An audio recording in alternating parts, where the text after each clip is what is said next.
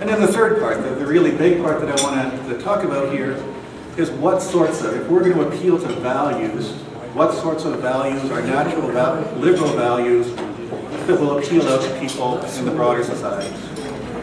And I think here in Alberta, the one big lesson is, and again it comes out from the way the conversations I had on the doors in Edmonton-Sherwood Park, a lot of people have a vision of the Liberal Party where they think that we're not out there pushing personal responsibility, that they think that we stress social responsibility over personal responsibility. And that's why when we have a sensible policy like encouraging people to go out and get jobs, they think that's not what we're about, that what we're about is throwing money at them.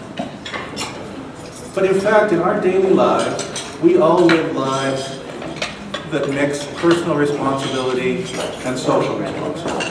I'm sure that there's no one in this room who hasn't helped other people, who hasn't been helped, and yet doesn't take some pride in the life you've led and how you've been able to look after yourselves and look after your families and so on. That we all in our own lives find a balance between our personal responsibility and our social responsibility. And there's no inherent contradiction. And we're the only party out there in 2009, I think, who can really convincingly carry that message that we want the right balance between social responsibility and personal responsibility.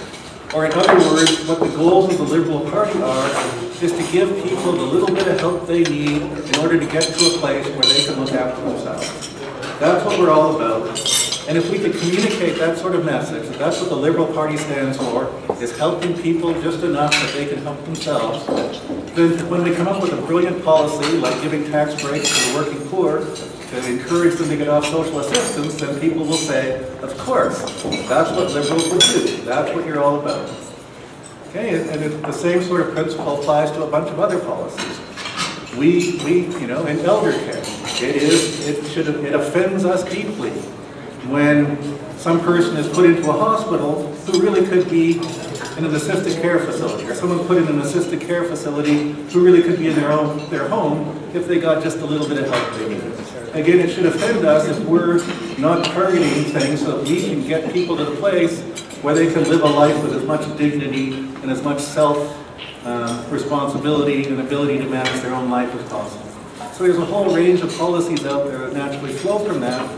And again, my purpose here is not to critique other parties, but I think we have a political landscape here in 2009 where there's one party that pretty much always talks about personal responsibility, and there's another party that pretty much only talks about social responsibility, and the average Canadian knows that we need both. And so if we can get that message out, then I think that's going to do us all sorts of good. The second thing, I think here in Alberta that we really need to stress is something like prudence. That we are careful in how we spend money. And we all know that. I'm speaking to people here in this room. We all know that in fact the Liberal Party has this wonderful record of managing the nation's finances. Not a flawless record, but a pretty good record. Again, I had conversations with those, and I don't think this is just Sherwood Park. I would be saying to people, you know, Liberals ran big surpluses for several years, and it's now clear, by the way, in the budgetary documents that just have been released, that the Conservative government was going to run a deficit even before the recession hit. So we can kind of say things like that. Again, I had people say, I don't believe you. Conservatives are good money managers. Liberals throw money around. I think there's a big opening for us here, because it should be us. If you think about the incentives to politicians, it should be us that cares the most about getting the biggest bang for our buck. We are pragmatic people. Okay, we're not, again, there's one party in this country who tends to emphasize what markets do well, and there's another party that tends to only speak about what governments should do.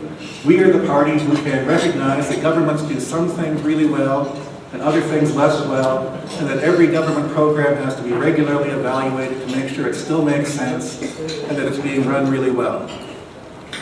It's people like us, people who think that governments can do really useful things for people, they can really help people in this society. It should be us that care the most about reducing waste and abuse. Okay, on the one hand, you know, Liberals are pragmatic, so we don't think we're creating a perfect world. We're not surprised that there's a little bit of waste and abuse out there. There's waste and abuse in the private sector and in our families and things like that. Government's never going to be perfect, but we should be offended when we see lots of waste and lots of abuse.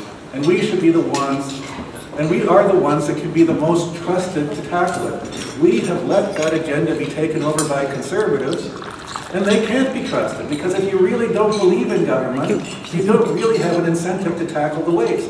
You just have an incentive to act. And so it's us. We're the ones. You can't trust people who've never seen a government program they didn't like. You can't trust people who hate government. You can only trust people who know that governments can do really good things, but aren't perfect. We're the ones who can be trusted to make sure that our money is spent in the best possible way. So we've got it. So I think there's a way that we can get that message out, that it's a natural reflection of being a liberal, that we should care the most about how our money gets spent. We're the ones, and indeed we have a record. You know, billions of dollars in cost savings were found by the last couple liberal governments over a period of years. That's our record. We need to tie that to some values, and then we need to go on. A third thing that I obviously can't go through every value. You can ask me a couple questions after, there's other values. A third one I think we need to talk about is reason and honesty and so on. Now again, I know that when you talk to people at the doors, they will say that they're horrified by the level of political debate in this country. That they're horrified by seeing people scream at each other and call each other names and so on. And then 2 sentences later, they'll give you a quote. They'll say they hate attack ads, and then 2 sentences later, they'll give you a quote from an attack ad. So we all know that there's a danger out there, that people say they hate that sort of politics, but they respond to it.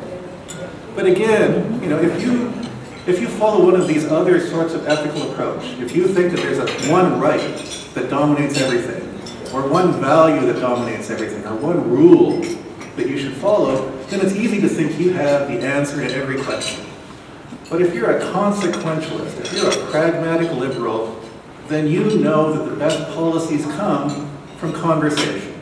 That no one has perfect truth in this world, and that we come up with better policies by talking to everyone, by trying to understand different points of view, and by trying to fashion the policy that works the best for the most people. And so I think one can make a clear argument that liberals naturally have to like reasoned, honest discourse. Okay, that we can claim quite reasonably that an essential part of being a liberal is wanting to have intelligent conversations.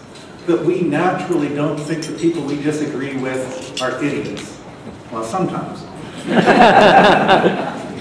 But that a basic predisposition of us is when people disagree with us to try to figure out why. To not call them names, to not put them down, but to try to figure out what the source of that disagreement is and whether there's some way we can deal with it. So we have to take, now this is a hard one because again, the political realists out there will say, yes, Rick, it's really wonderful to talk about being reasoned and calm and so on, but if you actually go out there and do that, you'll lose.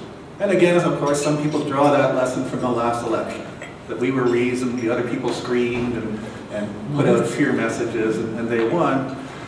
But I think there's still strategy. And I think Michael Ignatieff is pursuing this strategy. There was an important question I saw him on the news where he was asked about a particular policy, and he just kind of casually said, well, that other leader of that other party said such and such.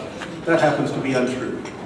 Didn't kind of jump up and say, he's a lying scumbag, and we really got tempted that we might have been. But just kind of calmly said, they're saying things that just aren't true. And if we can get that idea out there that liberals are always wanting to pursue open and honest discourse, then when we make points like that, it registers. It doesn't mean it's easy, but I think there's a lot of votes to be won out there by pursuing the high road. You have to be good at it. You have to be able to make calm, reasoned arguments while other people are lying or scream at you. I think a little bit of humor helps a lot there. But again, I think there's a way of pushing that value and tying it to our behaviors and our policies in a way that will